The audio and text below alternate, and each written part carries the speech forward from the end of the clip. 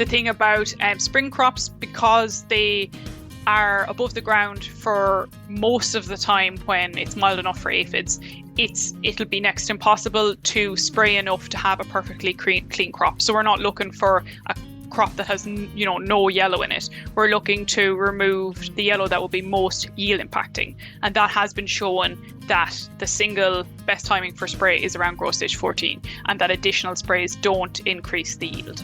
It's great to see spring crops emerging quickly from the ground. These crops are clearly enjoying the warm spell this week. Warm temperatures also encourage unwanted pests in crops. The problem of BYDV is ever present with us this year. You are listening to the latest episode of the Tillage Edge with me, Michael Hennessy. We would really appreciate it if you could listen, follow, and give us a review on Apple or Spotify, or wherever you get your podcast from. All farmers strive for maximum yield, and it can be necessary in most years to control aphids which spread BYDV. I'm delighted to welcome Dr. Louise McNamara, an entomologist in Teagasc, to discuss the current BYDV in winter crops and also how to minimise virus in spring crops. Louise, there's quite a bit of BYDV symptoms turning up in winter crops over the past few weeks. Was this to be expected considering the winter we've had? So I suppose last winter was very mild. It was very wet as well, obviously.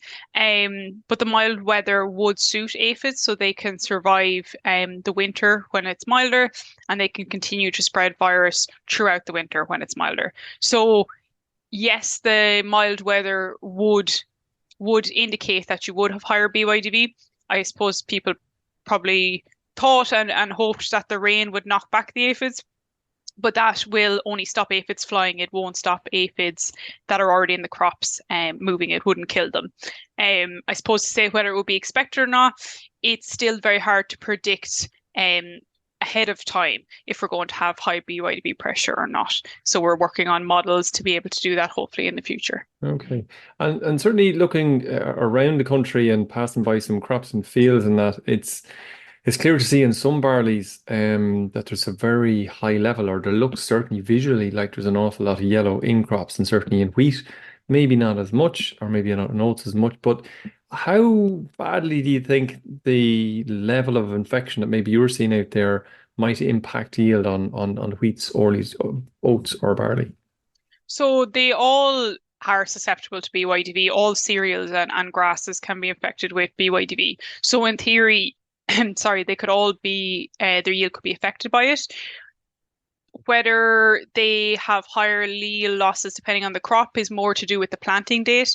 So if the barley was earlier planted, it's more likely to have a significant yield loss than the wheat or the oats if they were slightly later planted in the winter.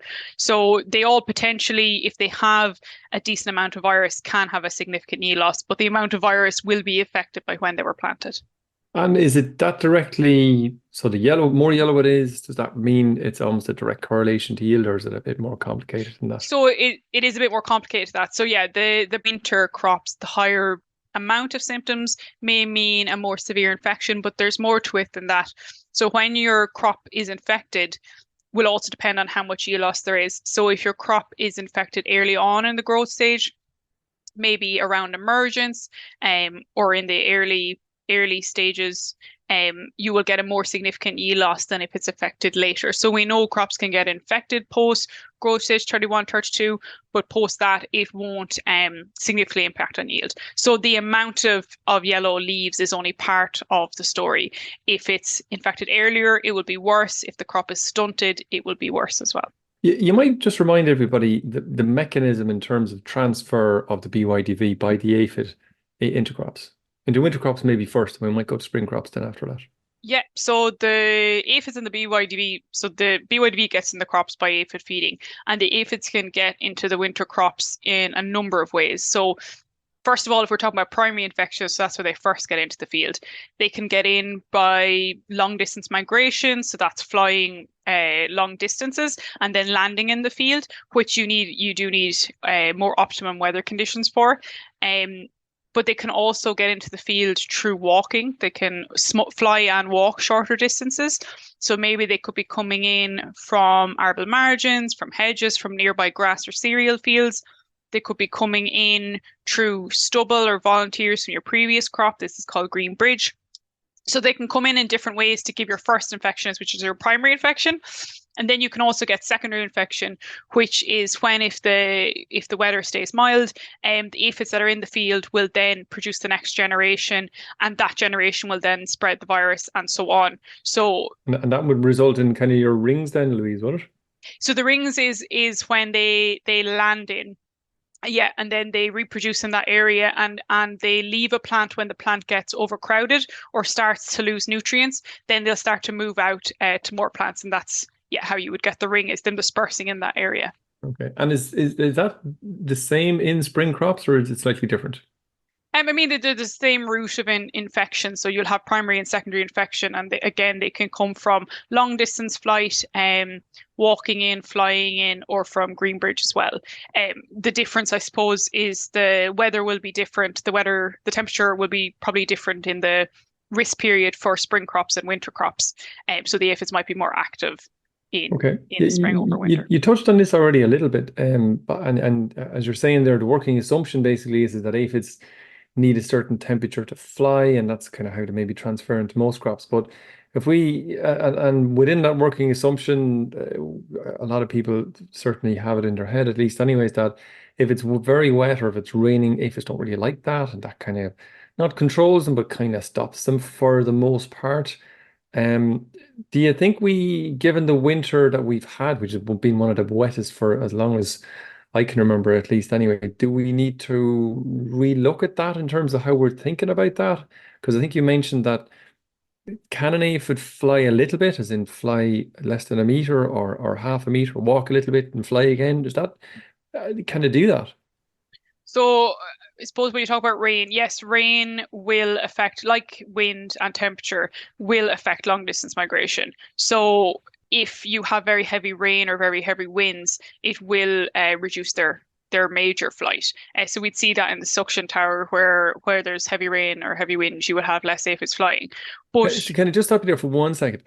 Just define for me long distance travel. What does that mean? Is that over hundreds of meters or miles or hundreds of I mean, it miles? depends on the species. They can all travel different distances. I suppose when I'm saying long distance, I'm probably talking about flying, not going from neighboring fields, or I would call that more local movement, moving from neighboring field or arable margin or something like that. It'll be miles rather than meters kind of thing. Yeah, like long distance flight occurs a lot when they have different hosts. So some species have more than one host. So at certain times of the years, they might be in trees, and sometimes they might be in cereals, so they would have to do more flight. Okay. Sorry, interrupted you. You were talking about the wet weather and where that might be. Yeah, so we know that the heavy rain certainly will prevent a lot of migration and a lot of flight, but nobody has really studied the influence of rain on in-field movement.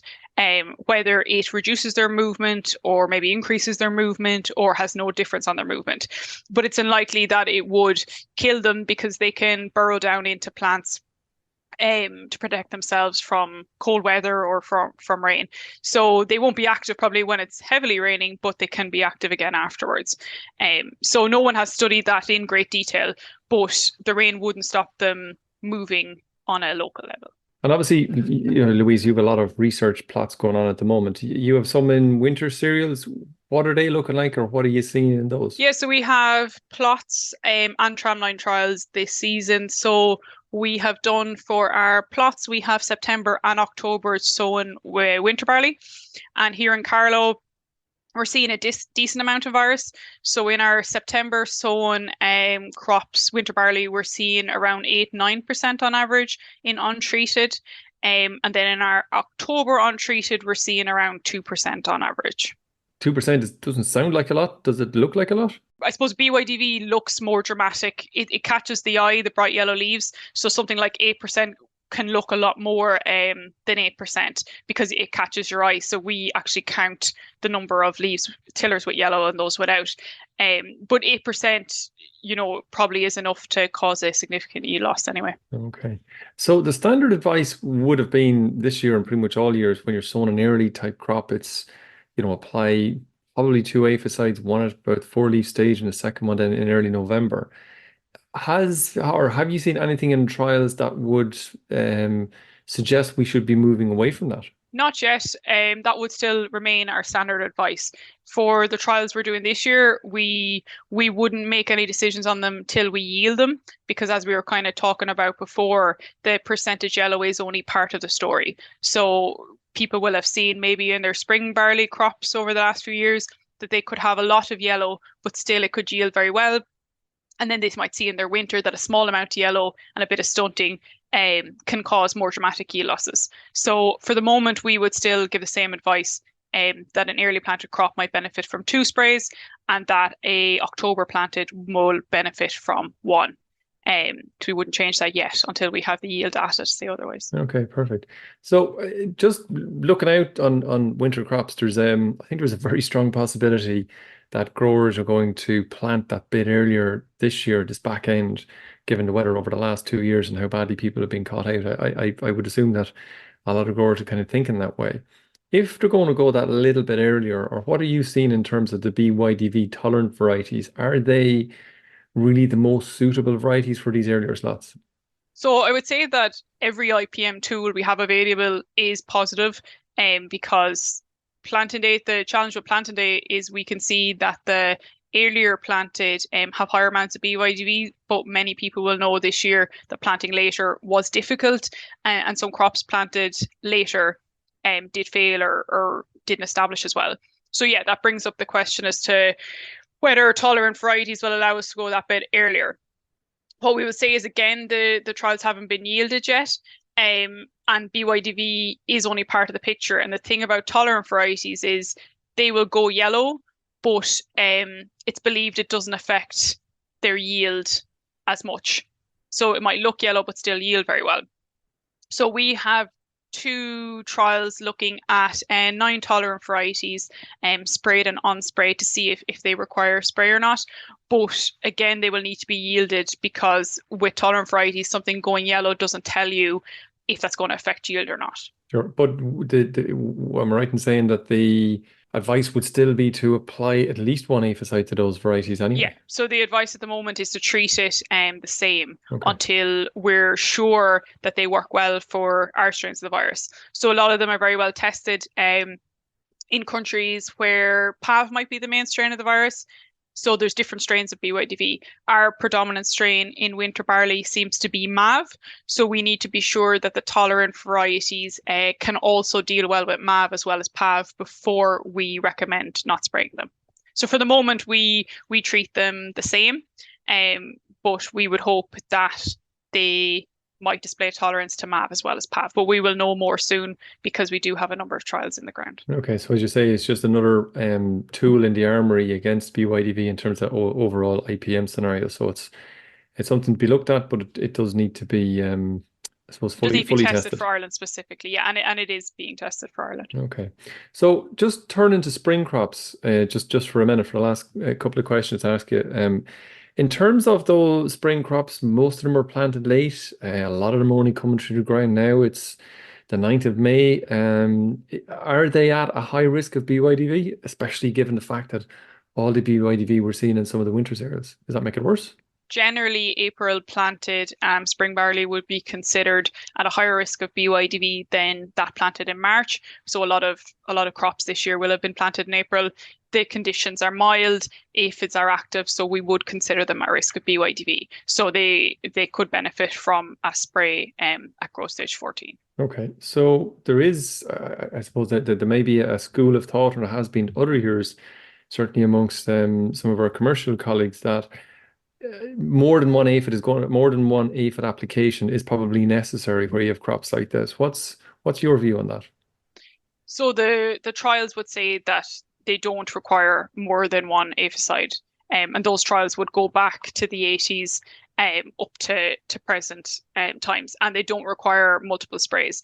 The thing about spring crops, because they are above the ground for most of the time when it's mild enough for aphids, it'll be next to impossible to spray enough to have a perfectly clean crop. So we're not looking for a crop that has no yellow in it. We're looking to remove the yellow that will be most yield impacting, and that has been shown that the single best timing for spray is around growth stage 14, and that additional sprays don't increase the yield. Okay, and does that come back a little bit to the fact you're talking about in the winter crops, that it's the duration or the length of time that the virus is actually in the plant will make the bigger difference. Yes. But because spring barley grows really fast, and it is going to grow really fast this year, that's, even though you might see yellowing, it mightn't be as bad as in terms of yield impacting.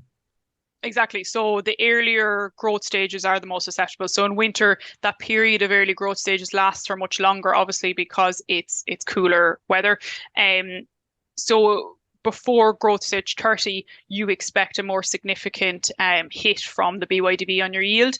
With spring, that's a much shorter period of time, and it grows through it quicker. So you're not trying to, you could very well get BYDV early and also late, but there's no amount of sprays that will keep it perfectly clean. So it's shown from many years of trials that a single aphicide is as much as you would need. It doesn't mean the crop will be spotless, but it means that the most yield impacting BYDV should be managed. And we know, and we did talk quite a bit about resistance about 3 or 4 years ago, and there was, relatively high levels in some areas. Essentially, is there a fear at all that a grower might have a field or a farm that has a very high population of resistant aphids, and they won't be able to achieve the control that they would like?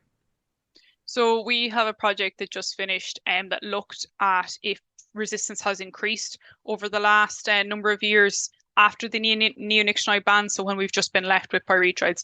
Now, the levels of resistance across the 3 years we studied didn't show increased levels of resistance, that it's not increased since 2018-19, which is good.